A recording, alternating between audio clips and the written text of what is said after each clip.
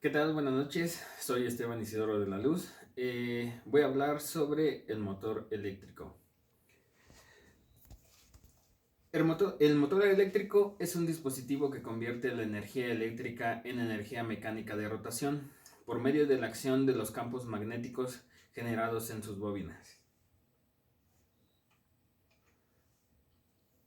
Los motores de corriente alterna y de corriente continua se basan en el mismo principio de funcionamiento, el cual establece que si un conductor por el que circula una corriente eléctrica se encuentra dentro de la acción de un campo magnético, este tiende a desplazarse perpendicular a las líneas de acción del campo magnético, tal como se muestra aquí en la imagen.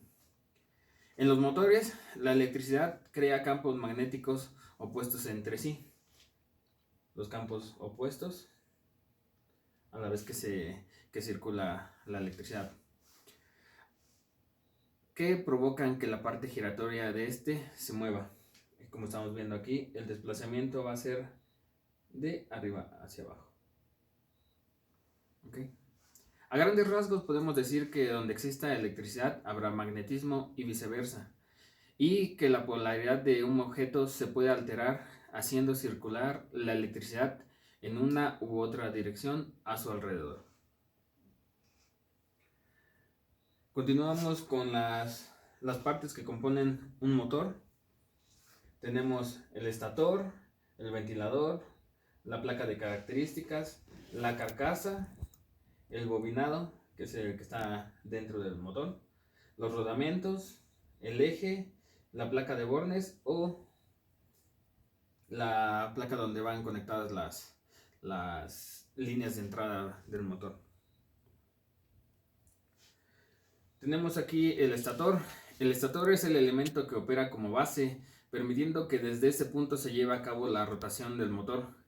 El estator no se mueve mecánicamente, pero sí magnéticamente. Existen dos tipos de estatores: el estator de polos salientes y el estator ranurado.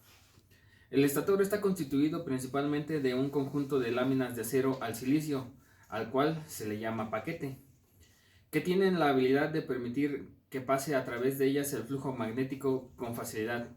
La parte metálica del estator y los devanados proveen los polos magnéticos. Tenemos los rotores. El rotor es el elemento de transferencia mecánica, ya que de él depende la conversión de energía eléctrica a mecánica. Los rotores son un conjunto de lámina de acero al silicio que forman un paquete y pueden ser básicamente de tres tipos: de polos salientes, ranurado y de jaula de ardilla. Tenemos la carcasa. La carcasa es la parte que protege y cubre el estator y el rotor.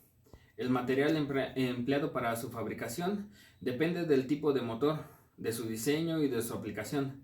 Así pues, la carcasa puede ser totalmente cerrada, abierta, a prueba de goteo, a prueba de explosiones y de tipo sumergible. Tenemos aquí la base. La base es el elemento donde se soporta toda la fuerza del motor ya en operación. Puede ser de dos tipos: base frontal y base lateral. Tenemos también la caja de conexiones. Por lo general, en la mayoría de los casos, los motores eléctricos se encuentran con caja de conexión. La caja de conexión es el elemento que protege a los conductores que alimentan al motor, resguardándolos de la operación mecánica del mismo y contra cualquier otro elemento que pudiera dañarlos. Las tapas son los elementos que van a sostener la gran mayoría de los casos a los cojinetes o rodamientos que soportan la acción del motor. Los cojinetes, también conocidos como rodamientos, contribuyen a la óptima operación de las partes giratorias del motor. Se utilizan para sostener y fijar ejes mecánicos, para reducir la fricción, lo que contribuye a lograr que se consuma menos potencia. Los cojinetes pueden dividirse en dos clases generales: los cojinetes de rodamiento y los de deslizamiento. Los cojinetes de deslizamiento operan la base al principio de la película de un aceite. Esto es, que existe una delgada capa de lubricante entre la barra del eje y la superficie de apoyo. Y los cojinetes de rodamiento se utilizan en vez de los cojinetes de deslizamiento por varias razones. Tienen un menor coeficiente de fricción, especialmente en el arranque del motor. Son compactos en sus diseños y tienen una alta precisión de operación. No se desgastan tanto como los cojinetes de tipo deslizante. Se reemplazan fácilmente debido a sus tamaños estándares. Tenemos aquí un diagrama de los tipos de motores, de motor eléctrico. Tenemos que existen dos tipos de clasificación, los de corriente alterna y los de corriente continua. Los de corriente alterna se realizan en función de bobinados del inductor y del inducido, los cuales son motores de excitación en serie, motores de excitación en paralelo y motor de excitación compuesto. Tenemos también los motores de corriente continua, que se dividen por su velocidad de giro, por su tipo de rotor, por su número de fases de alimentación. En la clasificación de velocidad de giro están los asíncronos y los síncronos. Los asíncronos están también los motores asíncronos sincronizados, y en los síncronos se encuentran los motores síncronos trifásicos. En la clasificación por tipo de rotor tenemos que están los motores de jaula de ardilla, los motores de colectores y los motores de anillos rozantes. En la clasificación de fases de alimentación están los motores trifásicos, los bifásicos y los monofásicos. Tenemos aquí de ejemplo un motor de jaula de ardilla.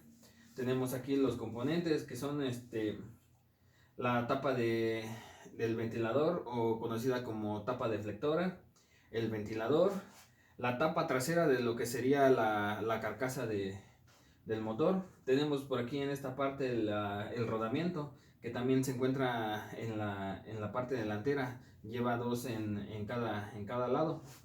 Tenemos la carcasa, que dentro de ella está el rotor y el estator. El estator fijo en lo que es la parte interna de la carcasa. Y también tenemos acá en la parte superior la caja conexión con la placa de bornes y su tapa respectiva.